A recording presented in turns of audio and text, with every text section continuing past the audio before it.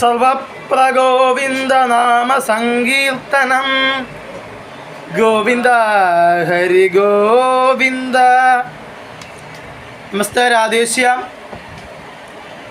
അങ്ങനെ ശ്രീമദ് ഭാഗവത സപ്താഹയജ്ഞത്തിൻ്റെ പരമപ്രാധാന്യമാകിയ രണ്ടാം ദിവസം നരസിംഹാവതാര കഥ നമുക്ക് പറയാം.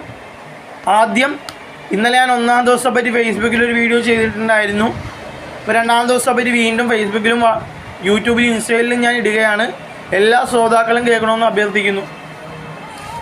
അങ്ങനെ ഹിരണ്യകശിപുവിനെ വധിച്ചു തുടങ്ങി. ഹിരണ്യകശിപുവിൻ്റെ ചേട്ടനായ ഹിരണ്യാക്ഷൻ വിഷ്ണുവിനെ വധിക്കണമെന്നും പറഞ്ഞ് ബ്രഹ്മാവിൻ്റെ അടുത്ത് തപസ്സിന് പോയി. അപ്പോൾ ബ്രഹ്മാവിൻ്റെ അടുത്ത് തപസ്സിന് പോയപ്പോൾ ബ്രഹ്മാവ് വരം കൊടുത്തു, നിന്നെ താഴത്ത് വെച്ചും ഭൂമിയിൽ വെച്ചും ആർക്കും കൊല്ലാൻ പാടില്ലെന്ന്. അപ്പോൾ ഈ വരത്തിനായിട്ട് പോയ സമയത്തിന് ഹിരണ്യാക്ഷൻ്റെ ഭാര്യയായ